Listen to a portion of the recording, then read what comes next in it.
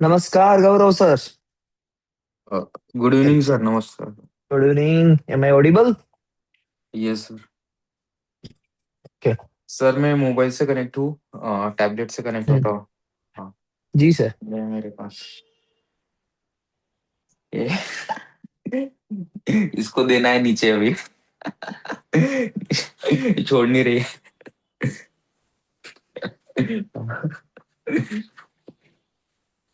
चलो पिलू, चलो।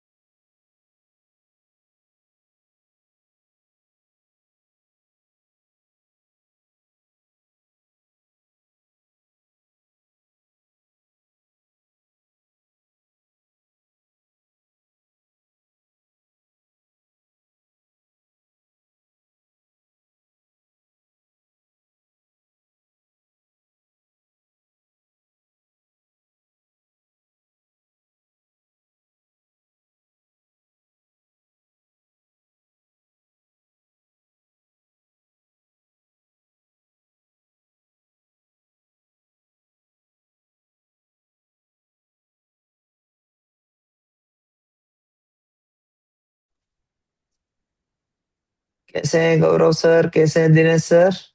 M I audible? क्या मेरी आवाज आ यस। रही है आपको? Yes sir, yes sir. Okay, वो छोटी बच्ची कौन थी सर? वो नीच थी सर।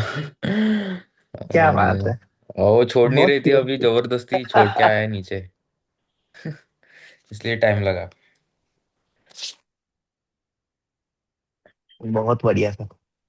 चलिए, तो सर हमारा ऑब्जेक्टिव है कि हम सेक्शन नंबर 15, 16, 17, 18 यहां तक रिवाइज करें डिजाइन एक्ट में। तो ओके। आपके पास जो भी नॉलेज है आप मुझे कहिएगा, and accordingly I will add my knowledge into it if it is required.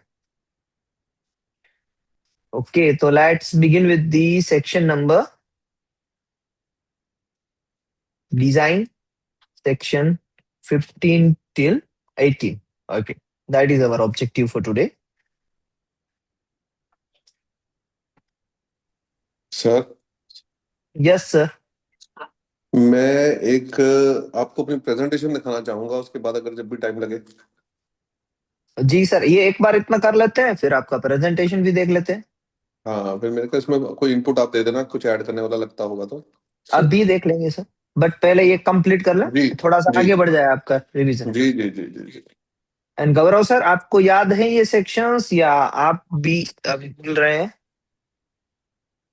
हाँ नहीं सर, आप बता सकते हैं sir.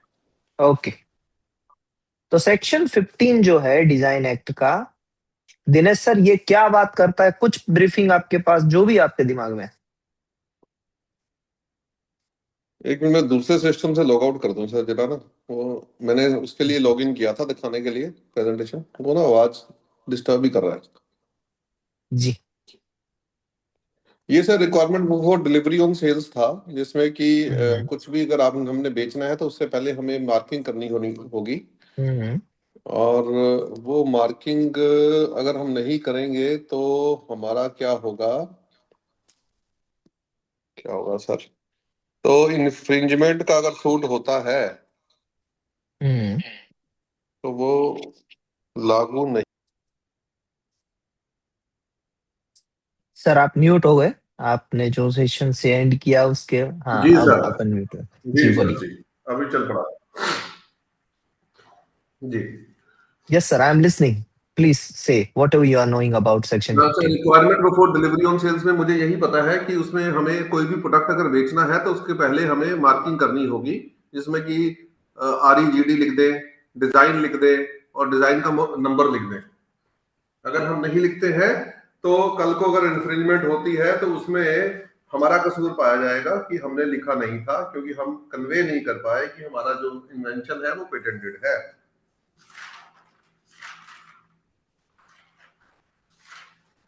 Done sir, should I proceed? जी जी सर। जी जी। Okay. Gaurav sir, do you know anything? Do you want to add something into it? No Okay. So basically मैं अपना वर्जन सुनाता हूँ आपको, मेरी स्टोरी सुनाता हूँ। मैं कहता हूँ सेक्शन नंबर 15 को मार्किंग। मैंने इसको किस वर्ड से याद किया है? मार्किंग। अब मार्किंग से मेरा मतलब क्या है कि अगर मार्किंग नहीं है, if marking is not present, then no damages. तो कोई भी डैमेजेस नहीं मिलेंगे। जैसे दिनेश सर ने कहा, उन्होंने बात तो सही की, आधी की मगर सही की, कि इंफ्रिंजमेंट सूट के अंदर डैमेजेस नहीं मिलेंगे। डैमेजेस यानी क्या? जो हम मुआवजा लेते हैं ना, कि आपने मेरा प्रोडक्ट बिना मेरी परमिशन के यूज किया या बनाया उसे, तो मुझे पे बैक करो। तो वो पे बैक नहीं मिलेगा आपको कुछ। हालांकि उनको प्रोडक्ट बनाने की परमिशन भी नहीं मिलेगी, बट जो उसके वजह से जो नुकसान हुआ है, जो डैमेजेस हुआ है, वो आपको नहीं मिलेंगे। ओके, तो मार्किंग नहीं का मतलब क्या होता है? मार्किंग नहीं का मतलब है REGD, RD या रजिस्टर्ड और फिर डिजाइन नंबर। ये चीजें आपने अपने प्रोडक्ट पे नहीं लिखी है। Registered and design number, REGD and design number and RD and design number, वो नहीं लिखा है। इसी को कहते हैं कि मार्किंग अवेलेबल नहीं है आपके प्रोडक्ट पे। अब बहुत ही एक इंटरेस्टिंग फैक्ट है रूल नंबर 26 में। यहाँ पर रूल 26 ये कहता है, ये जो एक तो जो डिसीजन हमने दिया वही कह रहा है कि REGD, RD and design number नहीं है तो डैमेजेस नहीं मिलेंगे। साथ ही साथ ये बताता है एक्सेप्शंस इनटू इट। तो एक्सेप्शंस क्या है? टेक्सटाइल प्रोडक्ट्स, उसमें भी जो कलर जो लगाते हैं हम वूल पे, वो वाले, एक्सेप्ट हैंकरचिफ, एक्सेप्ट हैंकरचिफ, जो हाथ रुमाल होते हैं उसको छोड़ के जो भी टेक्सटाइल प्रोडक्ट है जनरली जिसपे वूल जो यूज होता है, उस पे जो कलर लगता है, वहां पर मार्किंग नहीं भी है तो चलेगा। वहां पर मार्किंग नहीं भी है तो चलेगा। दूसरे, चारकोल डस्ट प्रोडक्ट जो सेट में बिकते हैं,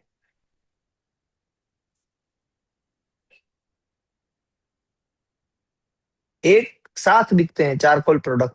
हम जो धूप बत्ती, अगरबत्ती जो भी देखते हैं, उसके नए नए सेप आते हैं, वो भी एक चारकोल प्रोडक्ट है। तो जो सेट में बिकते हैं ऐसे चारकोल प्रोडक्ट्स, उनमें भी आप अगर मार्किंग नहीं करेंगे तो चलेगा, ये एक्सेप्शन अलाउड है। अब इसके अलावा अगर कोई भी कैटेगरी है, मान लीजिए कि यहां पर क्यों अलाउड है, क्योंकि चारकोल प्रोडक्ट ब्रिटल है और चारकोल प्रोडक्ट टूट जाते हैं। जब भी उसको यूज करते हैं तो टूट जाते हैं। तो अगर आपने डिजाइन नंबर लिखा भी होगा तो एक नंबर या दो नंबर उसमें से टूट गए तो उसका पर्पस नहीं बनता है। यानी जो पर्सन यूज कर रहा है उसके पास कन्वे नहीं हो रहा है मैसेज कि ये डिजाइन नंबर लिखा हुआ था। और टेक्सटाइल प्रोडक्ट में भी वो धुलते हैं बार बार। तो जब हम दो यानी उसको वॉश करते हैं तो वो करने के बाद शायद हो कि उस पे से जो हमने डिजाइन नंबर लिखा है वो डिजाइन नंबर मीट जाए। तो ऐसी कोई भी कैटेगरी है जहां पर डिजाइन नंबर रह नहीं सकता है, टिक नहीं सकता है। अगर ऐसा कोई नया न्यू क्लास भी आप अगर डिफाइन करते हैं, आपने कोई नई डिजाइन बनाई और आपको लगता है कि यहाँ पर डिजाइन नंबर टिकेगा नहीं, तो उस केस में भी क्या होगा कि आप गवर्नमेंट से परमिशन ले सकते हैं, सेंट्रल गवर्नमेंट से परमिशन ले सकते हैं कि सर क्या इस कैटेगरी में मैं मार्किंग ना करूं तो चलेगा। और अगर आपको सेंट्रल गवर्नमेंट परमिशन देती है तो उस कैटेगरी के सभी लोगों को, उस कैटेगरी यानी उस क्लास के सभी आर्टिकल्स के डिजाइन को ये रूल एप्लीकेबल होगा कि मार्किंग नहीं होगा तब भी चलेगा। तो ये हो गया एक्सेप्शन के केस जो रूल नंबर 26 में लिखे गए हैं। अब बात आती है कि अगर आपने ये प्रोडक्ट है, जैसे कि ये टेक्सटाइल प्रोडक्ट है, कलर जो वूल पे लगता है वो वाला, except handkerchief, charcoal dust product है, या कोई नई कैटेगरी जो आपने सेंट्रल गवर्नमेंट से अप्रूवल ली है वो वाली कैटेगरी, अगर उसके अंदर मान लीजिए आप लिख तो नहीं सकते हैं, चारकोल मीन्स नंबर नहीं लिख सकते हैं डिजाइन का, उस प्रोडक्ट पे नहीं लिख सकते हैं, उस मटेरियल पे नहीं लिख सकते हैं, तो किस तरीके से आप इंफ्रिंजमेंट का सूट फाइल करेंगे?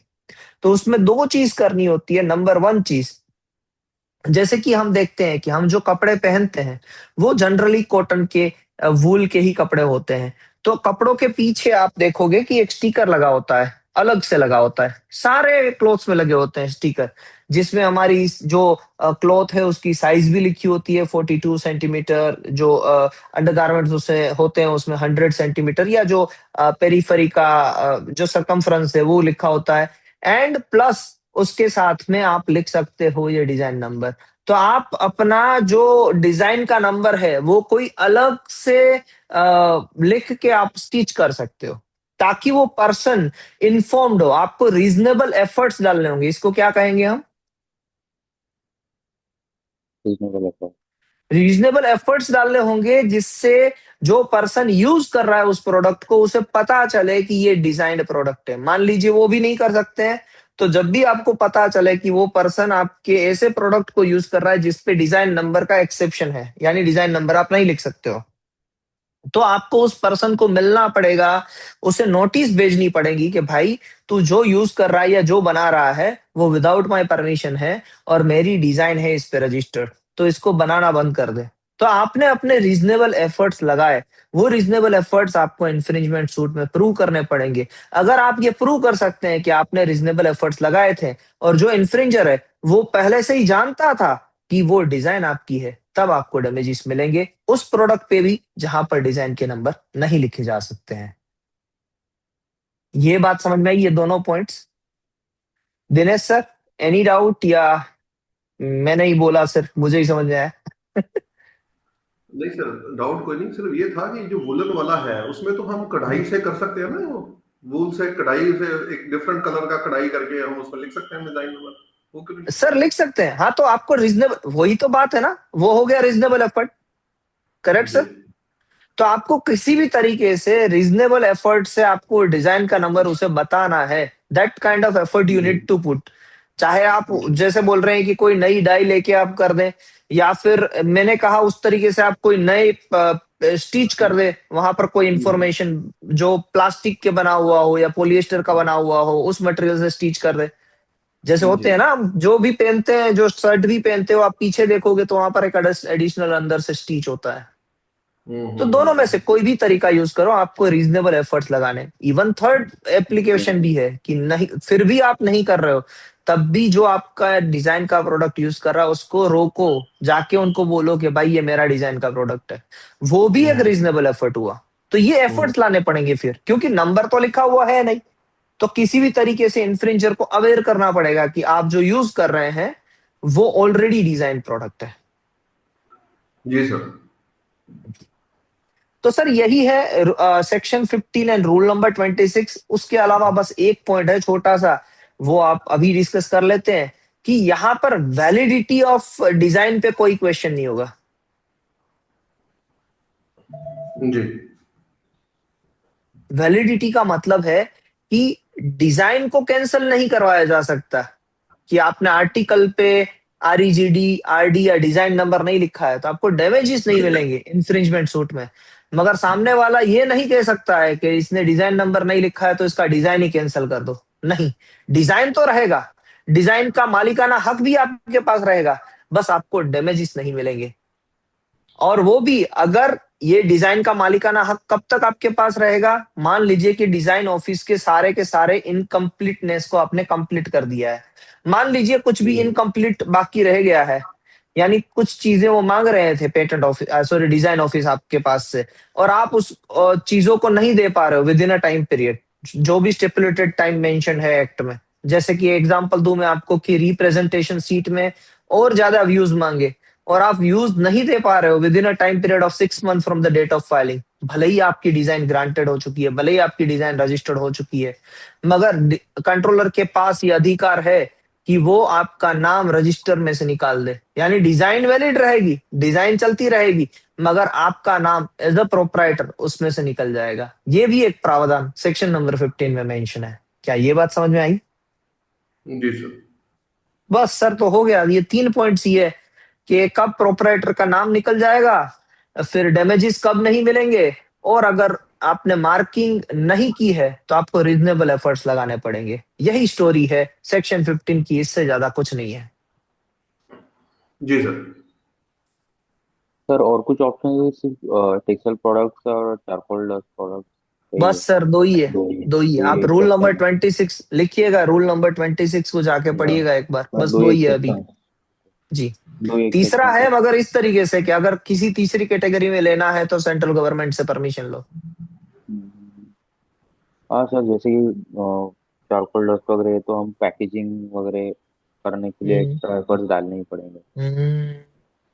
और तो सर, टेक्सटाइल्स दूसरी भी कोई कैटेगरी है ऐसी आपकी जिस आर्टिकल पे आप डिजाइन का नंबर नहीं लिख पा रहे हैं, तो उसके लिए सेंट्रल गवर्नमेंट से permission low. That way is also open. Understood sir? हाँ हाँ, जी। लिख सकते हैं फोटो। हाँ हाँ सर, लिख लीजिए लिख लीजिए लिख लीजिए, आप लिख लें, फिर कहिए, फिर आगे बढ़ना।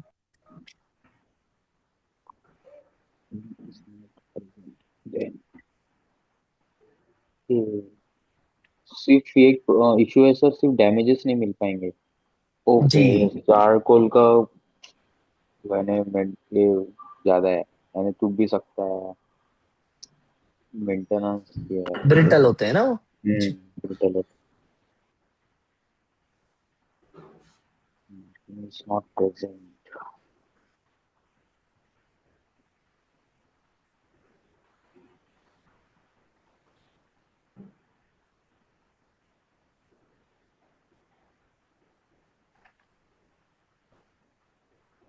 सर आरजी डी आरडी और रजिस्टर्ड सेम ही है क्या? नहीं सर, ये तीनों में से कोई भी एक वर्ड यूज करना है, जैसे हम करते हैं ना शॉर्ट ओके। फॉर्म अपना। मैं हाँ अपना हाँ। जयवीर का जयवी लिखता हूं तो ये वैसी बात है। रजिस्टर्ड का ओके शॉर्ट फॉर्म है आरईजीडी या आरडी, आरईजीडी डॉट या आरडी डॉट, रजिस्टर्ड का शॉर्ट फॉर्म है। तो या तो ओके। रजिस्टर्ड लिखो, या आरईजीडी लिखो, या फिर आरडी लिखो।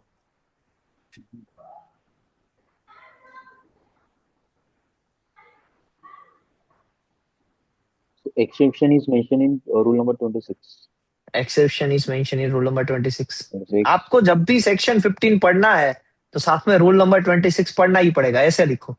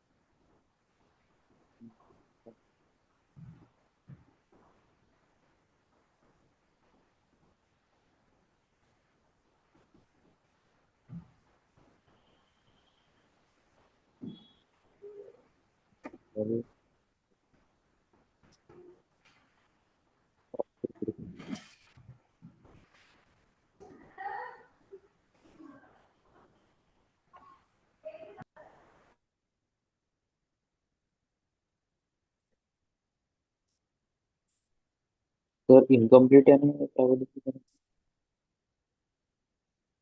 अगर सर आपकी डिजाइन में कंट्रोलर ने कहा है कि आपकी डिजाइन अभी इनकम्प्लीट है, आप रिप्रेजेंटेशन सीट यानी और व्यूज मुझे भेजिए, और आपने वह चीज नहीं भेजी, जी। तो वो आपकी डिजाइन में से आपका नाम एज अ प्रोपराइटर निकाल सकता है। ओ। ये बात लिखी है। अगर डिजाइन रजिस्टर्ड हो गई उसके बाद में भी जो कुछ भी चीज मांगे कंट्रोलर, उसे भी पूरा करना है with in a period of time, जितना टाइम आपको दिया गया है उसमें ही। मीन्स कंट्रोल का पावर है यहाँ पे इनकम्प्लीट करके बोल हम्म। सकते हैं। Done sir. ओके सर, नए सेक्शन पे चलते हैं, सेक्शन नंबर 16। जी, आ, दिनेश सर, आप कुछ कहना चाहेंगे सेक्शन 16 के बारे में? आप क्या समझ पा रहे हैं? जी सर, सेक्शन 16 में पहले मैं टाइटल बता रहा हूँ, आप बताइएगा सही है या गलत है। Effect of disclosure on copyright. Hmm. सही है। सर मैंने तो अपने कीवर्ड से ही सेक्शन को बनाया है। अच्छा सर, मेरे मैं लिए एक बार, सेक्शन नंबर 16 का कीवर्ड है गुड फेथ। हाँ सही है सर। बस तो बताइए क्या है ये चीज।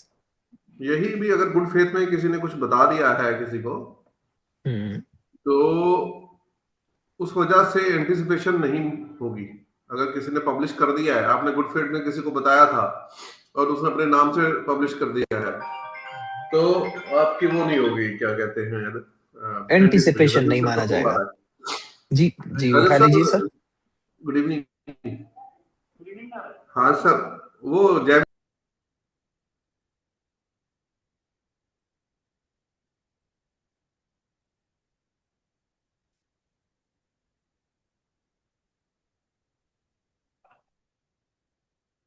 Effect of disclosure on copyright.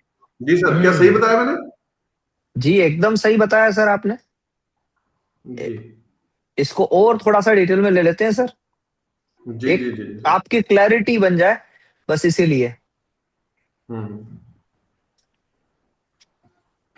Sir अब मैं जो हाईलाइट कर रहा हूं ना उसे सिर्फ डिकोड कीजिएगा। बस दो ही हाईलाइट में आपका पूरा यानी डिकोड परफेक्ट हो जाएगा। दो ही हाईलाइट में देखिएगा। जी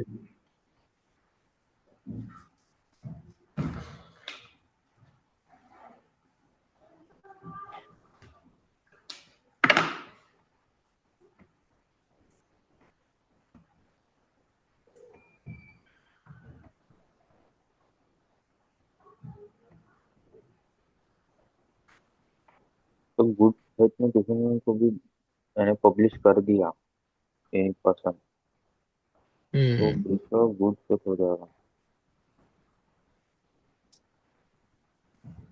अच्छा, बेरक खोल दिया आप? बिफोर रजिस्ट्रेशन पब्लिश कर दिया। हम्म। वैलिडेट द कॉपीराइट, जी इनवैलिडेट द कॉपीराइट। जी सर। कॉन्ट्रोल टू अब रजिस्ट्रेशन। दिनेश सर, मैंने सिर्फ जी ऐसी दो हाईलाइट की है, फिर मैं आता हूं आपके पास गौरव सर। पहले दिनेश सर डिकोड कर लें। ये दो बातें हैं यहाँ पर। आपने एक बात तो बहुत अच्छी तरीके से कही कि in contrary to good faith अगर किसी और पर्सन ने पब्लिश कर दिया जी तो उसे एंटिसिपेशन नहीं माना जाएगा। जी। दूसरा क्या है सर, हाईलाइट किया है, उसको आप डिकोड कीजिए।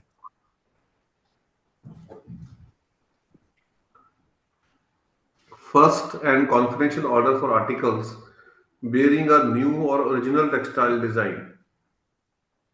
सर नहीं समझ पाया। फर्स्ट एंड कॉन्फिडेंशियल ऑर्डर, क्या यहां पर पब्लिकेशन की बात हो रही है या ऑर्डर की बात हो रही है?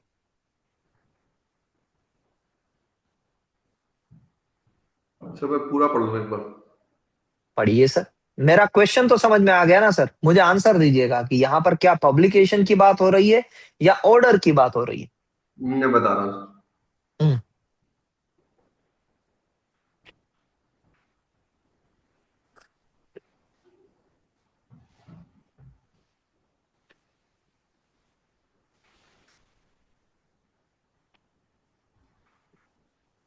ऑर्डर कह रहा है सर ये तो। ये कौन से वाला ऑर्डर है? क्या ये ऑर्डर आपने दिया है कभी किसी को?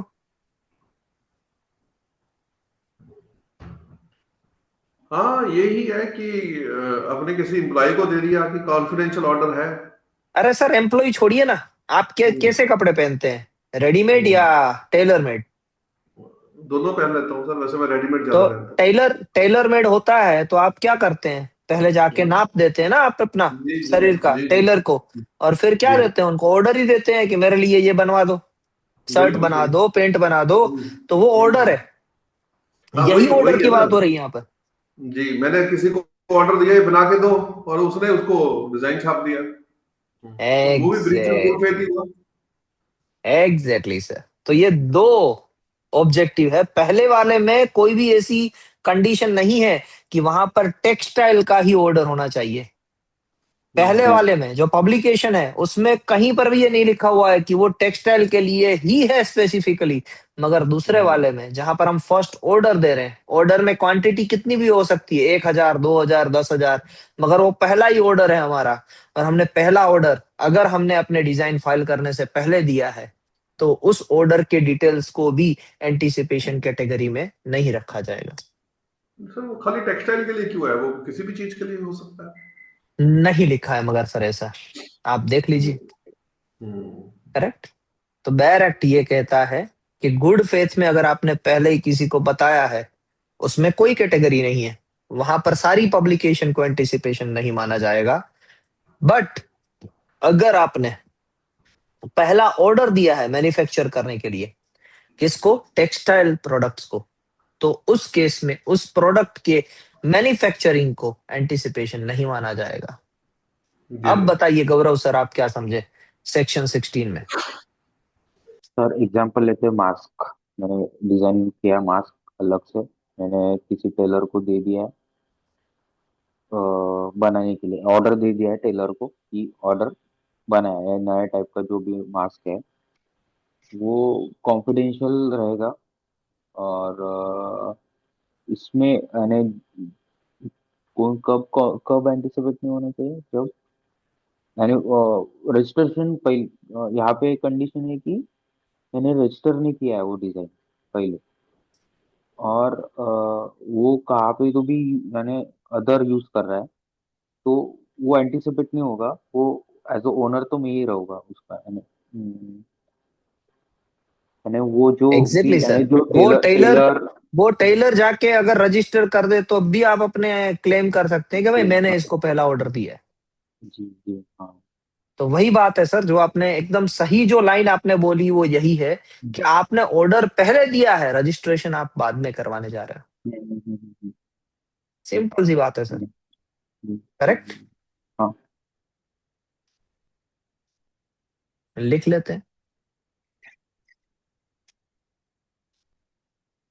देखो मैं कितना छोटा छोटा लिखता हूं फिर इसको, इसमें मैं दो ही लाइन लिखूंगा, good faith publication by other person, and दूसरी लाइन लिखूंगा, in case of textile first confidential order. बस सेक्शन 16 मेरे लिए ओवर। हाँ एक लाइन और लिख सकते हैं,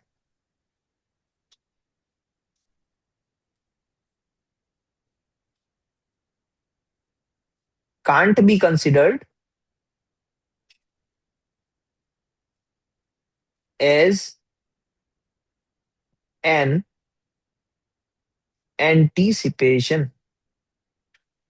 खत्म, फिनिश, टाटा बाय बाय, गया। हम्म, सही है या कुछ और लिखना चाहिए इतना पढ़ने के बाद? इतना ही, मुझे तो इतना ही समझ में आता है, ज्यादा कौन पढ़े। रूल है कोई सर इसमें? रूल नंबर है सर, रूल नंबर यहाँ पर आप अगर इन्वॉल्व कर सकते हो, वैसे है कुछ नहीं, वो है रूल नंबर 12। ये रूल नंबर 12 जो है ना, वो नोवेल्टी के बारे में बात करता है। यानी वो कहना क्या चाहता है कि आप जो कॉन्फिडेंशियल इंफॉर्मेशन रख रहे हो वो सही में कॉन्फिडेंशियल होनी चाहिए, यानी वो नई तो होनी ही चाहिए। अगर वो नई नहीं है, उस आपने मीन्स आपने मुझे कोई कॉन्फिडेंशियल बात बताई मगर वो पहले से ही कोई पब्लिक डॉक्यूमेंट में अवेलेबल है, तो कॉन्फिडेंशियलिटी होते हुए भी बीओ रजिस्टर नहीं होगा। यानी कॉन्फिडेंशियलिटी का भी एक जो है मेन जो क्रक्स है वो ये है कि वो नया तो होना ही चाहिए, फिर कॉन्फिडेंशियल रखो। समझ रहे हैं सर मेरी बात को? जी। तो इसमें एग्रीमेंट करने के बाद भी उन्होंने किया तो वो भी एंटिसिपेट नहीं होगा, वो तो ब्रीच ऑफ कॉन्ट्रैक्ट हो के भी फिर डैमेजेस क्लेम कर सकते हैं ना? नहीं। डैमेजेस कौन से डैमेजेस? और नहीं जैसे कि आपके आपके रजिस्ट्रेशन में वो पब्लिकेशन बाधा नहीं बनेगी, यानी आप रजिस्टर करवा सकते हो। ऐसा कोई भी पर्सन नहीं कह सकता है कि गौरव जी ने आज डिजाइन फाइल किया है, उस डिजाइन को मैं पहले से जानता था। तो गौरव जी वहां पर कह सकते थे, हाँ भाई आप पहले से जानते थे क्योंकि आपको टेक्सटाइल का मैंने एक ऑर्डर दिया था ये बनाने के लिए, और as per rule number sorry as per section 16 उसे एंटिसिपेशन नहीं माना जाता है।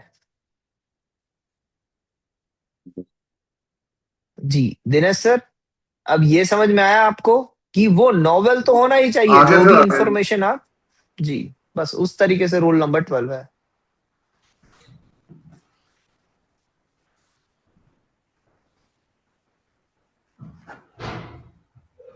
लिख लिया तो सर आगे बढ़ते हैं। गौरव सर जी जी जी जी सर, ग्रीन लिख सिग्नल लिया कहिएगा। लिख लिया। हाँ, लिख लिख लिया लिया। सर। ओके, आते हैं सेक्शन नंबर 17 में। इसमें कुछ नहीं है। दिनेश सर बताएंगे सेक्शन 17 क्या कहता है?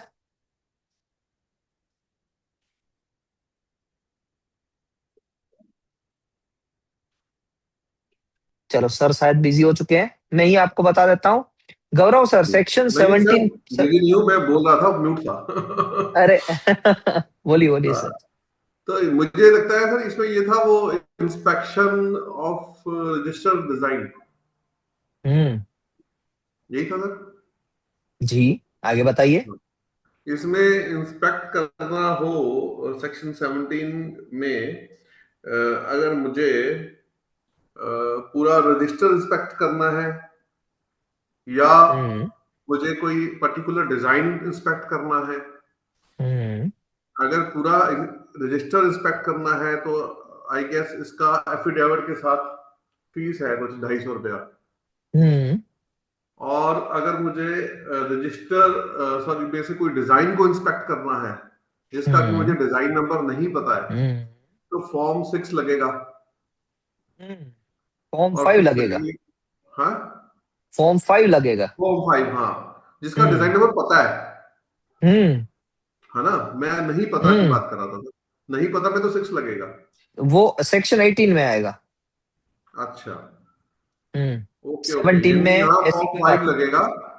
हम्म। फॉर्म 5 लगेगा और अ, इसमें हम किसी भी अगर डिजाइन और किसी पर्टिकुलर उस क्लास में जो डिजाइन है उसको इंस्पेक्ट कर सकते हैं।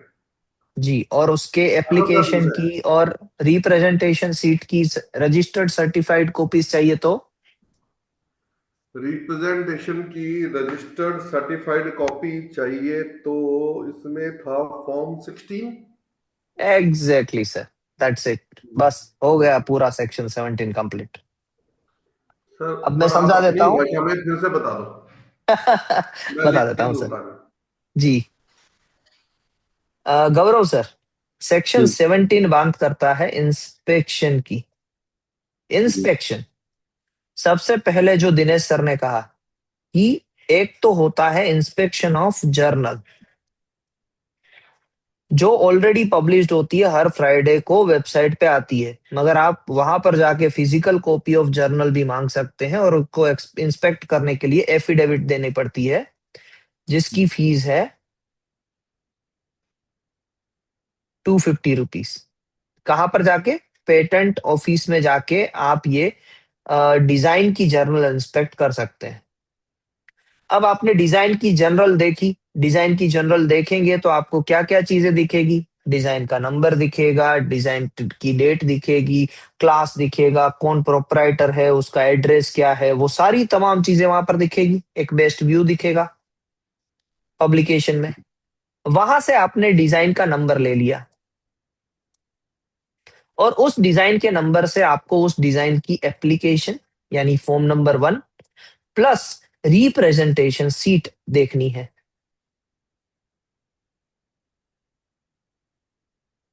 तो एप्लीकेशन प्लस रिप्रेजेंटेशन सीट को इंस्पेक्ट करने के लिए फॉर्म नंबर आप 5 फाइल करेंगे। उसके फीस है 500 रुपीज और ये मेंशन है रूल नंबर 27 में। अब आपने इंस्पेक्ट कर लिया, आपने रिप्रेजेंटेशन सीट देख ली और एप्लीकेशन यानी फॉर्म नंबर 1 देख लिया। अब मान लीजिए कि आपको उस चीज को कहीं कोर्ट में जाके पेश करना था, आप कैंसलेशन सूट फाइल करना चाहते हैं वहां पर, तो कोर्ट के पास लेके जाना है तो सर्टिफाइड कॉपीज चाहिए। तो इसकी जो सर्टिफाइड कॉपीज है वो सर्टिफाइड कॉपीज आपको मिलेगी फॉर्म नंबर 16 फाइल करके। किसकी सर्टिफाइड कॉपीज? एप्लीकेशन की यानी फॉर्म नंबर 1 की एंड रिप्रेजेंटेशन सीट की, जिसको आपने देखा था फॉर्म नंबर 5 फाइल करके। उसकी अगर आपको सर्टिफाइड कॉपीज चाहिए तो फॉर्म नंबर 16 से मिलेगी और फॉर्म नंबर 16 के प्राइजेस भी हैं 500 रुपीज ईच। और जैसे ही आप फॉर्म नंबर 16 फाइल करेंगे आपको within a week, within 7 days आपको जो ये कॉपीज है वो दे दी जाएगी बाय दी पेटेंट ऑफिस। अब इसमें कुरियर कर दी जाएगी या वहां पर ही दी जाएगी, ये दोनों में अभी डाउट है, बट लिखा है जर्नल में, मैन्युअल में, कि ये 7 दिनों के अंदर अंदर वो चीज ऑब्टेन हो जाती है। शायद 7 दिन के अंदर अंदर पेटेंट ऑफिस निकाल के रखेगा, फिर जाके आपको कुरियर कर देगा। तो कुरियर के टाइमिंग आप ले लीजिए 2-3 दिन जो ज्यादा लगते हो, बट 7 डेज में पेटेंट ऑफिस के पास इंफॉर्मेशन होगी और आपको मेल विद इन 7 डेज आ जाएगा। जी दिनेश सर, मेरी तरफ से ये क्लियर, अगर आपको कोई डाउट है तो। सर ये जो एफिडेविट तो 250 में लिखा है, ये कौन से रूल में लिखा है या एक्ट में लिखा है? सर ये रूल में नहीं लिखा है, एक्चुअली एफिडेविट का जो कोस्ट है वो कोस्ट मेंशन नहीं है कि 250 है या 500 है, वो कहीं पर भी मेंशन नहीं है। एफिडेविट है और बेयर मिनिमम एफिडेविट यहाँ पर जो है पेटेंट एक्ट में और डिजाइन एक्ट में वो 250 रुपये का ही होता है। इस तरफ से हमने 250 लिखे हैं। इससे कम रुपीस यानी 100 रुपये का एफिडेविट कहाँ पर दिखा नहीं है अभी तक। अच्छा ठीक है सर। वैसे जो हम वो पावर ऑफ ऑथराइजेशन एग्जीक्यूट करें वो 100 रुपये वाली कर रहे हैं। वहां पर 100 रुपये वाली करते हैं सर, जी। और वहां पर स्टेट का रूल एप्लीकेबल है। ओके। ऐसा जरूरी नहीं है कि 100 रुपये का ही करना है। आप अगर 500 देना चाहते हो तो वो भी दे सकते हो, चलता है आप। इंडस्ट्री में 500 देना होता है सर। जी ठीक है। फिर अगर आप गुजरात में आओगे तो गुजरात में अभी 300 रुपये हुए हैं, पहले वो 100 रुपये थे। फिर देहरादून वापस 100 रुपये चलाता है, तो वो डिफरेंट डिफरेंट स्टेट के एक्ट के हिसाब से पीओए देना होता है। जी सर। तो यहाँ पर ये जो 250 रुपये है वो मेंशन नहीं है, बट हाँ सर अभी तक हमने ये एक ही कंक्लूजन बना के चले हैं कि ये 250 रुपये ही हम यहाँ पर रखेंगे जब तक क्लियर ना हो जाए कि और कोई कहीं से प्रूफ ना मिल जाए। एक एजम्पशन, बाकी सारी चीजें as mention in rule and manual है। और दूसरा यहाँ पर आपका जो डाउट है कि 7 दिन है, उसमें भी मैंने पूछा था, ओपन हाउस में भी पूछा था, तो उन्होंने भी इस तरीके से आंसर दिया कि हम विद इन 7 डेज आपको मेल पे भेजते हैं। विद इन 7 डेज आपको मेल पे मिल जाएगा। उसकी हार्ड कॉपी हो सकती है कि जहां पर हमारे पास रिसीव हो वहां से शायद आपको मिलने में देरी लगे, मगर मेल पे आपको 7 डेज के अंदर मिल जाए। बिल्कुल सही है सर, ऐसा ही होता है। अब जैसे एफईआर भी हमारे पास मेल पे आ जाती है और हार्ड कॉपी आती है 3-4 दिन बाद। Exactly sir.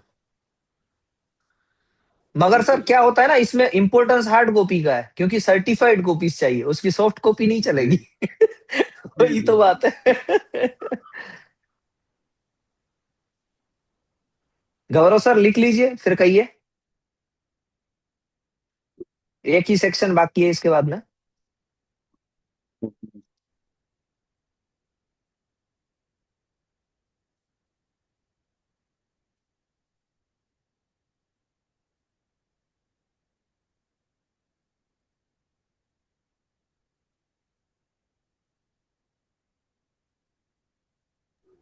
सर हमें जैसे एक पेटेंट सिनेरियो में देखा फिर हम था। एफिडेविट करते थे, फॉर्म 30 लगता था, कुछ भी नहीं होता था। तो यहाँ कोई फॉर्म नहीं है, एफिडेविट बस डायरेक्ट एग्जीक्यूट कर दो।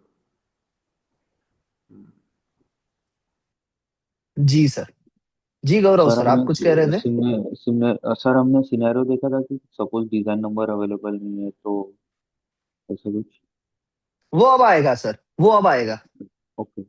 सेक्शन 18 में। ये सेक्शन 17 है, जिसमें ये कहा गया है कि डिजाइन नंबर निकालो, पहले जर्नल को इंस्पेक्ट करके फॉर्म नंबर 5 फाइल करके, फिर वो फॉर्म नंबर 5 से जो आपने एप्लीकेशन एंड रिप्रेजेंटेशन सीट को देखा है उसकी सर्टिफाइड कॉपीज लो, फॉर्म नंबर 16 फाइल करके। सर यहाँ पे copyright in the design, design में कॉपीराइट है। एग्जिस्ट कर रहा है तभी ये चीज कर रहे हैं आप। When the copyright in the design exist, copyright of the design वही कहा जाता है सर, उसके जो 15 बरस के लिए जो उसको टेन्योर मिला है ना, टर्म, उसे ही कहा जाता है copyright of design. Okay. Copyright वाला कॉपीराइट नहीं है, नहीं नहीं नहीं म्यूजिक नहीं म्यूजिक वाला। नहीं नहीं नहीं नहीं नहीं नहीं नहीं नहीं, वो टर्म को ही कॉपीराइट ऑफ डिजाइन समझिए। ओके। ठीक है सर, डन। ओके, अब आते हैं सेक्शन नंबर 18, लास्ट ऑब्जेक्टिव तो ऑफ आपके टुडेस। कहने का मतलब ये है सर कि जो 10 साल के लिए ग्रांट हुआ उसको कॉपीराइट नहीं कह सकते हैं, जब अगले 5 जी साल के लिए मिला तब कॉपीराइट बोलेंगे। नहीं सर, वो जो जी 10 साल है, टर्म है, टेन्योर है जितना भी डिजाइन का, उसे ही कहा जाता है कॉपीराइट ऑफ डिजाइन। ठीक है जी, चाहे वो 10 बरस हो या 15 बरस हो। सही है सर। वो उन्होंने क्या पढ़ा, अभी वो बैरेक्ट पढ़ रहे थे गौरव सर, उन्होंने पहली लाइन ही पढ़ी, वहां पर लिखा हुआ है during the existence of copyright of design. तो वो हम्म। कंफ्यूज कर गए, कॉपीराइट तो वो वाला कॉपीराइट तो नहीं है ना, नहीं, वो यही बता रहा है कि डिजाइन एग्जिस्ट करनी चाहिए, डिजाइन का रजिस्ट्रेशन हो चुका होना चाहिए, उसका टर्म स्टार्ट होना चाहिए, तभी आप सेक्शन 17 को एप्लीकेबल कर सकते हैं, वरना नहीं। सही सर। सेक्शन 18 के बारे में बताइए दिनेश सर। ये डिजाइन का नंबर नहीं है सर तो फॉर्म नंबर। मेरी समझ के हिसाब से ये है कि एग्जिस्टेंस ऑफ कॉपीराइट पूछा जाता है, जिसमें कि अगर डिजाइन नंबर नहीं गिवन तो फॉर्म 6 लगेगा, नहीं अगर गिवन है तो 6 लगेगा, और अगर नहीं गिवन तो 7 लगेगा। फीस 500 और एग्जैक्टली 1000 लगेगी। जी। चलिए इसको थोड़ा सा और एक्सप्लोर करते हैं। सेक्शन 18 के साथ रूल नंबर आता है 28, और उसी में ही ये दोनों फॉर्म की इंफॉर्मेशन अवेलेबल है, फॉर्म नंबर 6 कब लगेगा और फॉर्म नंबर 7 कब लगेगा। जैसा आपने कहा सर, डिजाइन का नंबर हमारे पास अवेलेबल है, डिजाइन नंबर अवेलेबल, तो फॉर्म 6 लगेगा। किस पर्पस के लिए? उस डिजाइन का टर्म एग्जिस्ट कर रहा है कि नहीं कर रहा है, उस स्टेटस को जानने के लिए। स्टेटस क्या जानेंगे? कि ये डिजाइन एग्जिस्ट कर रही है कि नहीं कर रही है, डिजाइन जिंदा है कि मर गई है, वो जानना है हमें। That is our objective. तो ये जो सेक्शन 18 है, इसको मैं कहता हूं एग्जिस्टेंस। एग्जिस्टेंस जानने के लिए, जैसे हमने सेक्शन 17 को कहा था इंस्पेक्शन, इंस्पेक्ट करने के लिए, तो सेक्शन 18 का मोटिव क्या है? एग्जिस्टेंस, कि वो जिंदा है कि नहीं है, वो एग्जिस्ट कर रही है कि नहीं कर रही है, यही होता है ना स्पेलिंग। हाँ बरोबर है, एग्जिस्टेंस। जी। जी अब वो जिंदा है कि नहीं है, वो जानना है। तो उसके लिए जब डिजाइन नंबर अवेलेबल है हमारे पास, डिजाइन का नंबर है, कहां से मिलेगा? वही जर्नल को इंस्पेक्ट करके, वही फ्राइडे को जो जर्नल पब्लिश होती है वहां से डिजाइन नंबर लिया, डिजाइन नंबर हमने दिया किसको? कंट्रोलर को, और कंट्रोलर ने उस डिजाइन का एग्जिस्टेंस हमें चेक करके दिया। अगर डिजाइन एग्जिस्ट कर रही है उस केस में भी, तो फिर हमें क्या क्या इंफॉर्मेशन मिलेगी? पहले तो वो डिजाइन किस क्लासेस में एग्जिस्ट कर रही है, कौन कौन से और भी क्लासेस है जहां पर वो एग्जिस्ट कर रही है। फिर दूसरा इंफॉर्मेशन मिलेगा name and address of proprietor, जो एग्जिस्ट, जो अभी जिस दिन आपने फाइल किया है उस दिन उसका प्रोपराइटर कौन है। हो सकता है कि डिजाइन फाइल होने के बाद अपनी डिजाइन को किसी और को बेच दिया हो डिजाइन के ओनर ने, तो नए वाले प्रोपराइटर का नाम मिलेगा आपको और उसका एड्रेस मिलेगा। एंड तीसरा चीज मिलेगा डेट ऑफ रजिस्ट्रेशन।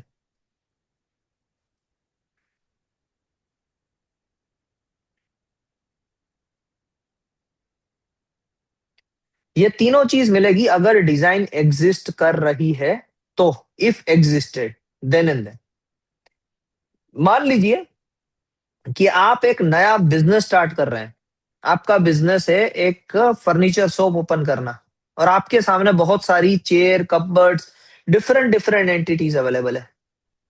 अब आप तय नहीं कर पा रहे हैं कि इस पे डिजाइन होगी कि नहीं होगी, तो आप चेक करना चाहते हैं हर एक आर्टिकल के लिए कंट्रोलर के पास से कि सर ये डिजाइन एग्जिस्ट कर रही है, ऐसी कोई चेयर की डिजाइन आपके पास अवेलेबल है या नहीं है। वहां पर आपके पास डिजाइन का नंबर नहीं है, बट आपको ये पता है कि ये सारी चीजें मैं बेच तभी पाऊंगा जब उस पे कोई डिजाइन एग्जिस्ट ना कर रही हो, otherwise I need to take permission.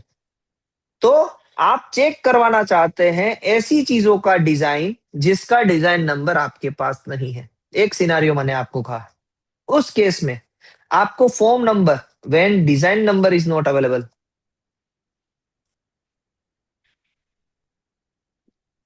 तो फॉर्म नंबर आएगा 7, और फॉर्म 7 के साथ आपको देना पड़ता है क्लास, कि किस क्लास के अंदर आपकी डिजाइन फॉल कर रही है। और वो क्लास कहां से मिलते हैं, लोकार्नो क्लासिफिकेशन से ही आपको सारे क्लासेस मिलते हैं। वो क्लास आपको देना पड़ेगा, साथ में देना पड़ेगा स्पेसिमेन या फिर रिप्रेजेंटेशन सीट आपको बना के देनी पड़ेगी, फोटोज देने पड़ेंगे, representation of your own article, जिस आर्टिकल के तरह का सिमिलर डिजाइन आप ढूंढो, यानी ढूंढना चाहते हैं, आप ऑर्डर दे रहे हैं कंट्रोलर को, तो कंट्रोलर को ये सारी चीजें देनी पड़ेगी जहां से कंट्रोलर इनेबल हो सके आपकी डिजाइन को सर्च करने के लिए, आपकी डिजाइन से रिलेटेड डिजाइन को ढूंढने के लिए। तो आपको क्लास देना पड़ेगा, ये मैंडेटरी है, साथ में आपको अपने स्पेसिमेन के फोटोज देने पड़ेंगे, और अगर कंट्रोलर चाहे तो आपका स्पेसिमेन भी मंगवा सकता है या आप भी दे सकते हैं। और ये सारी चीजें फॉर्म नंबर 7 के साथ डुप्लीकेट में देनी पड़ेगी। जैसे ही आप ये सारी चीजें देंगे और कंट्रोलर कंक्लूड करते हैं कि हाँ मेरे पास सफिशिएंट इंफॉर्मेशन आ गई है, मैं ऐसी कोई डिजाइन आपको सर्च करके बता सकता हूं, तब कंट्रोलर अगर वो डिजाइन एग्जिस्ट कर रही होगी तो आपको डिजाइन का रजिस्ट्रेशन डेट, डिजाइन और कौन कौन से क्लासेस में रजिस्टर्ड है वो, और साथ में डिजाइन के जो एग्जिस्टिंग प्रोपराइटर और दूसरे कौन है, मींस उसका एड्रेस क्या है वो बताएंगे। देखिए फॉर्म नंबर 7 करके आपको इन्फॉर्मेशन तो इतनी मिलेगी कि डिजाइन का नंबर क्या है, वो एग्जिस्ट कर रहा है कि नहीं कर रहा है, डिजाइन और कौन कौन से क्लासेस में अवेलेबल है, फिर डिजाइन के प्रोपराइटर और उसका एड्रेस क्या है, और डिजाइन की रजिस्ट्रेशन की डेट क्या है। यहां पर आपको representation seat of the design और एप्लीकेशन यानी फॉर्म नंबर 1 नहीं मिलेगा, वो कहां से मिलेगा, फॉर्म नंबर 16 फाइल करके ही। तो फॉर्म नंबर 6 और 7 से आपको यही 4 इंफॉर्मेशन मिलेगी, 1 2 3 4, class, name and address of the proprietor and date of registration. यही इंफॉर्मेशन मिलती है अगर डिजाइन एग्जिस्ट कर रही है तो, otherwise not.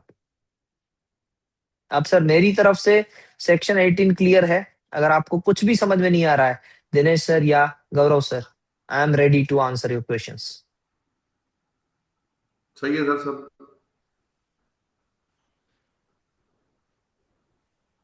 Gaurav sir.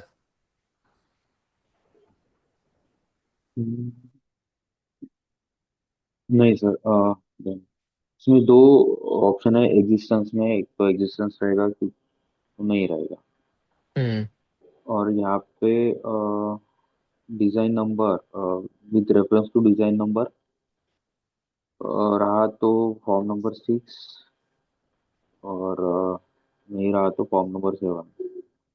Fees fees form 6 की 500 रुपये, फॉर्म 7 की 1000 रुपये।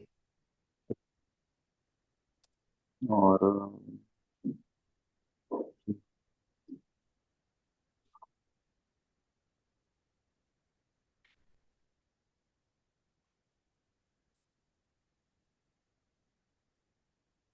Rule suppose number design 28 section 18। Design design available नहीं है तो वो तो मना कर डिजाइन देगा कि जैसे ऐसी डिजाइन अवेलेबल नहीं है। आप फिलहाल के लिए आप अपना मैन्युफैक्चरिंग बिजनेस स्टार्ट कर सकते हो। करते you are free to sell any article, हैं। और अवेलेबल है तो तो आपको उनसे लाइसेंस लेना पड़ेगा। That's it. सर ये खुद से यानी एज अ पेटेंट एजेंट खुद से सर्च नहीं कर सकते हैं? नहीं कर सकते डिजाइन में। जैसे पेटेंट सर्च करते हैं डिजाइन वैसे? में डिजाइन में सभी चीज छुपी हुई है। पेटेंट में सभी जो दिखती है, डिजाइन में ऐसा नहीं है। ओके, ये डिजाइन के कैसे? पब्लिकेशन में बहुत ही छोटी सी इंफॉर्मेशन आपको दिखाई जाती है, सारी चीज ये नहीं। हाँ जी। तो सब कंट्रोलर से इंफॉर्मेशन लेनी पड़ेगी, जैसे राइट टू हम्म। इंफॉर्मेशन। हम्म। Right to information. पैसा ही पैसा होगा।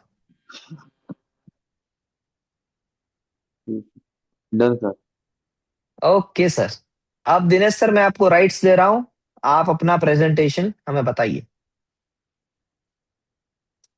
ये जी दिनेश सर। सर को मैंने दे दी। एक ही मिनट सर, मैं आपको को होस्ट बना देता हूँ। Please sir, please show your slides. मैं दिखा रहा हूँ।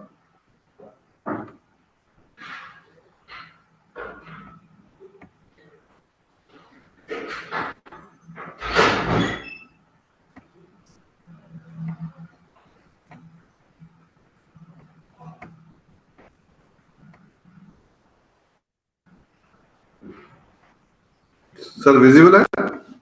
Yes sir, it is.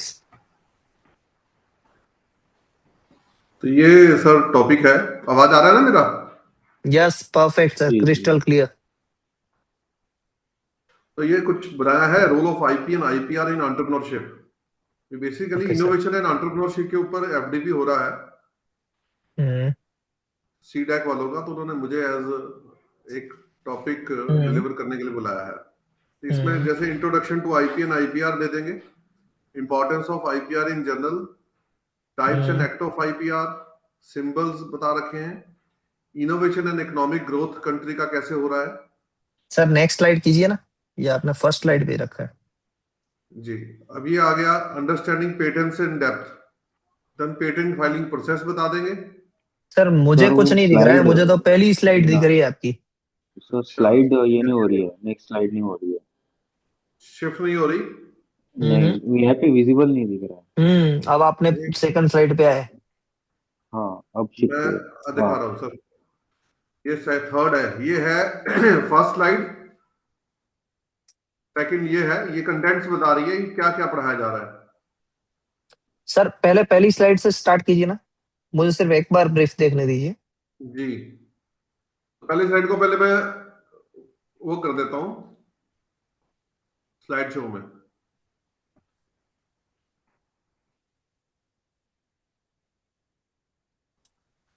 मगर सर स्लाइड शो दिख नहीं रहा है आपका। नहीं, अभी स्लाइड दिख रहा है मेरा? नहीं, स्लाइड शो नहीं दिख रहा है, आपकी एक ही स्लाइड दिख रही है, वो प्रेजेंटेशन एक स्लाइड वाली। दिख रही है ना आपको? अभी ये देख लीजिए, फिर मैं सेकंड दिखाता हूँ। Okay, role of IP and IPR in entrepreneurship. Okay sir, देख ली। फिर नेक्स्ट, ये है sir. Understanding patents in depth, patent filing process. Okay, next. सही है सर। सही है।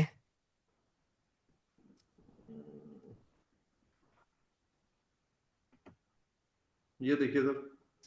Common pitfalls by academicians while filing patent, public disclosure before filing, priority, poorly drafted और overly broad claims. poorly drafted, missing documentation in connect of ownership। Sir इसमें लिखिए ना, ऐसा section number 33 लिखिए।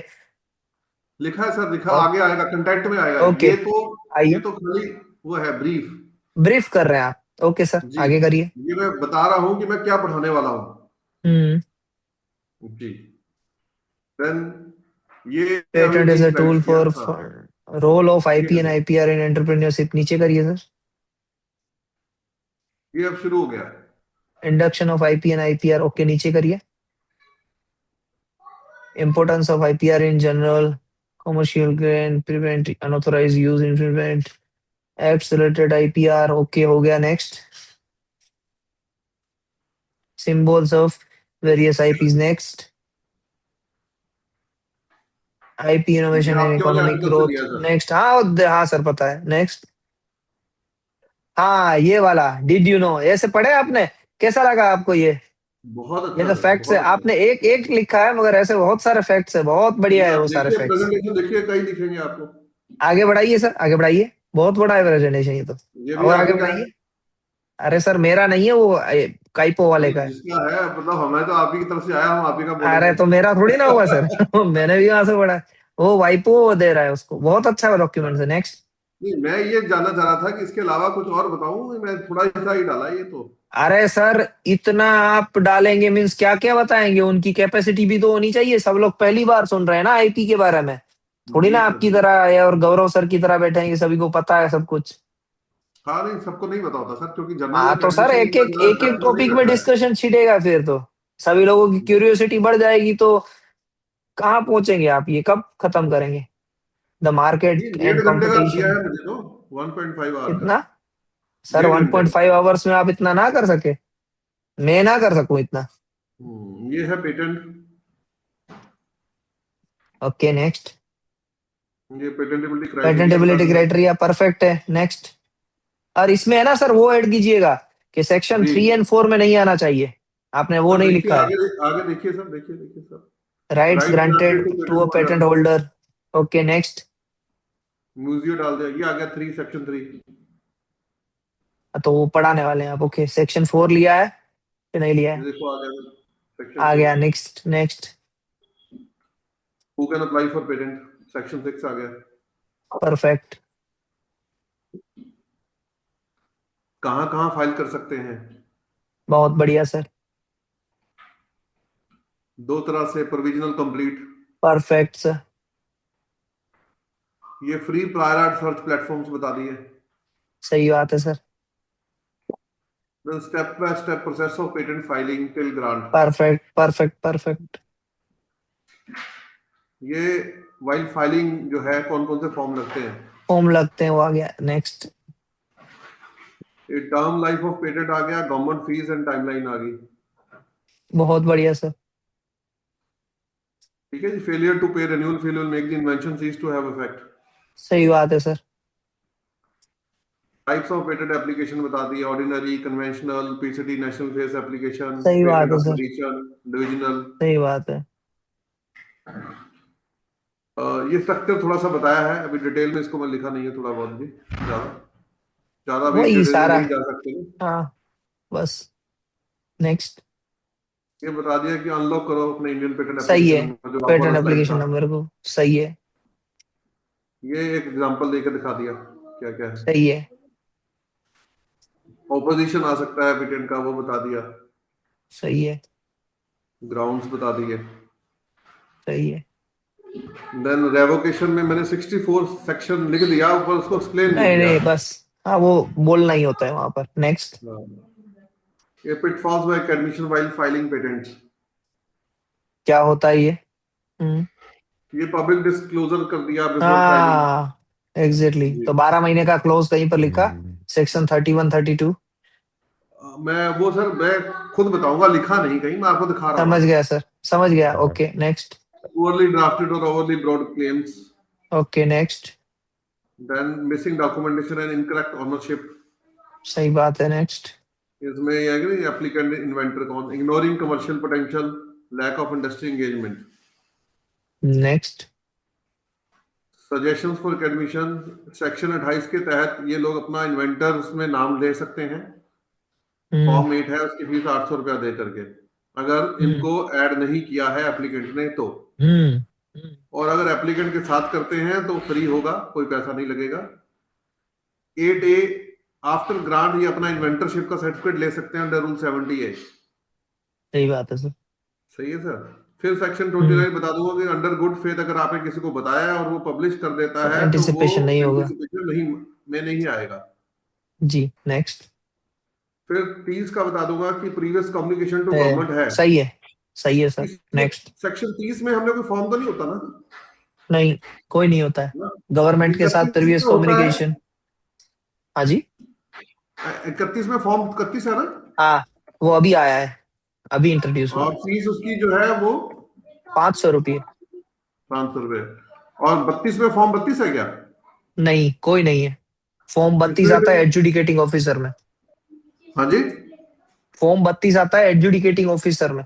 ओके। तो ये फिर पब्लिक वर्किंग में हम क्या कहेंगे कि अगर कोई रीजनेबल फॉर्म ट्रायल नहीं, और एक्सपेरिमेंटेशन के लिए कर रहा कोई है तो फॉर्म नहीं। हाँ हाँ, बस, तो कोई कोई फॉर्म बताने की नहीं है। जरूरत नहीं है। जी। Anticipation by user public after preview, ये तो खैर है ही है 33। हम्म तो ये बता दिया मैंने। हम्म और इसके अलावा मैंने बता दिया कि अगर कोई भी बंदा experiment research and education purpose के लिए कर रहा है तो अंडर सेक्शन 47 ये नहीं माना जाएगा। इन्फ्रिंजमेंट नहीं माना जाएगा। जी, भी मेडिसिन डिस्ट्रीब्यूट कर रहे हैं to the public for non commercial use. Hmm फिर राइट ऑफ को ओनर थोड़े से बता दिए कि आप बीइंग को ओनर आपके पास जो है लोगों को इन्फ्रिंजमेंट करने से रोकने के तो राइट्स हैं, बट हम्म आप अकेले अपने राइट्स बेच नहीं सकते विदाउट कंसेंट ऑफ अदर्स। बहुत बढ़िया सर। एंड क्वेश्चन आंसर भी आपने रख दिया है। अब एक सजेशन मेरी तरफ से सर, एक एक्सरसाइज आप करना एक नहीं, चाहते मैं हैं तो तो कर सकते हैं। एक्सपेक्ट कर रहा हूँ कि आप 10 सजेशन देंगे। नहीं नहीं सर, एक जो सजेशन है जो आपको काम आएगा उस टाइम पे जब आप एग्जीक्यूट कर रहे हैं तब। अब जी जिसको ध्यान से सुनिएगा, मैंने ये किया था और बहुत इफेक्टिव रहा था। जी। आप जब ये एंटीसिपेशन की बात कर रहे हैं ना, उससे पहले एक एक्सरसाइज कीजिए 5 मिनट के लिए। 5 मिनट के लिए आप सभी लोगों को एक क्वेश्चन, एक टास्क दीजिए जी कि आप एक नया प्रोडक्ट बनाना चाहते हैं। मान लीजिए कि वहां पर ऑडियंस है, उसको कहीं पर बाइफरगेट कर दीजिए, लेफ्ट हैंड साइड वाले एंड राइट हैंड साइड वाले। सर ये ना तो एक्चुअली लेफ्ट, क्या है, ऑनलाइन लेक्चर है तो मुझे लगता है हाँ लोग तो मोबाइल सर, ऑन करके सो जाएंगे। ऐसा किसी को एक क्वेश्चन कर लीजिए कि आपका हाँ। इन्वेंशन क्या है। आप किसी प्रोजेक्ट पे वर्क कर रहे हैं तो कोई भी अगर बात करना चाहता है तो अपनी एक एक इनपुट दे, और एक इनपुट जब दे ना, तब आपको कहना है कि ये आपने क्या पेटेंट फाइल की है। उसके बाद आपको ये इनपुट्स देनी थी। आप ऐसे पब्लिक डोमेन में मत डाल दीजिए सारी इंफॉर्मेशन। दैट इज द ठीक है क्रक्स सर। Of it. फिर आप इसको इंट्रोड्यूस कीजिए तो जो लोग अवेक हो गए वहां पर, जी बस sir that's it from my side. मैंने तो कितना बड़ा ऑडियंस था, शायद 100 जितने स्टूडेंट्स थे, 50 स्टूडेंट्स को ये टास्क दिया था। 50 को बोला कि आप एक कोई भी एक इन्वेंशन के बारे में सोचो, और 50 को बोला कि आप जो भी वो सोचे उसको ऑब्जेक्ट करो कि ये कुछ नहीं है, इसमें कुछ नहीं है, ये तो सभी को पता है, ऐसी बात करो। जी तो अल्टीमेटली उन्होंने एक शर्ट बनाया था, शर्ट के अंदर बटन के अंदर कैमरे लगा दिए, वो क्या और क्या सब कुछ, बहुत सारी चीजें की, और जी ऐसा इन्वेंशन सामने तैयार होके बाहर आया। और फिर हमें बताया कि सर देखो हमने एक इन्वेंशन बना दिया। तो फिर मैंने एंड में कहा था कि ये इन्वेंशन ऐसे कभी आपको साझा नहीं करना चाहिए किसी के सामने। और मैं वो वाली सही स्लाइड भी रखी थी ज्ञानेश कुमार की, ऐसी बातें साझा करनी चाहिए क्या, तो नहीं करनी चाहिए। जी तो अच्छा लगा था नहीं, ठीक सभी है को। सर। हाँ, और सभी को ऐसा भी लगा कि नहीं, समझ में आई बात, ऐसे बात नहीं करनी चाहिए, पक्की बात करो, पहले पेटेंट फाइल करो फिर बातें करो। फिर बातें करो। नहीं, सही बात है। ये पूछ लेंगे सर, बस सही है, ये पहले पूछ लिया जाएगा क्या प्रोडक्ट है आपका, क्या बनाने का सोच रहे हो, तो शेयर करो। हाँ, और जैसे ही होता है ना, शुरुआत में ही पूछ लेना होता है सर, शुरुआत में ही, और ये टाइम आने तक उसको प्रिजर्व कीजिए। जब 10-12 लोग इकट्ठा होते होंगे ना शुरुआत में, जब आप ज्वाइन करेंगे, तो शायद ऐसा जी ना भी हो कि सब लोग एक साथ में ही इकट्ठा हो जाए। तो तब ये टास्क करवा लो, सभी को बोलोगे चैट बॉक्स में लिखो, चैट बॉक्स में लिखो, सब लोग लिखेंगे कुछ ना कुछ, फिर उसको बोलना है कि ऐसा मत करो। तो सर यही ठीक सजेशन है है, सर। बाकी तो बहुत बढ़िया नहीं, आपने बहुत बनाया है बढ़िया। सारी। और आपने एकदम फ्लो प्रोसेस अपने दिमाग में रख के कि कोई पर्सन जिसको कुछ भी पता नहीं है, वो अगर इसको जी थरली देखे, भले ही कल देखे जी या परसों देखे, मगर उसको जी एक एक लेवल तक की इंफॉर्मेशन मिलेगी जहां से वो जी इनेबल होगा कि चलो मुझे पता है कि पेटेंट कितने बरस के लिए होता है, मेरे पास क्या क्या राइट्स है, कौन कौन से फॉर्म्स फाइल करने हैं, प्रोसीजर क्या है, वो सारी चीजों को आपने डिटेल में कवर करने की कोशिश की है। एक्चुअली प्रोसिक्यूशन पार्ट पे आपने ज्यादा फोकस किया है एंड दैट इज ग्रेट जी थिंग। जी सर जी। सर राइट बस सर सर, मिलते थैंक यू हैं सो मच 9:30 फॉर योर बजे। इनपुट्स। जी जी गौरव सर, सर आपको पेपर 2 केस स्टडीज के आंसर लिखने हैं। जी जी सर। हाँ सर, और हम कल वापस मिलेंगे 2:30 बजे, करेक्ट सर? जी जी हाँ। Okay, have a nice day. जय हिंद सर। जय हिंद सर, थैंक यू।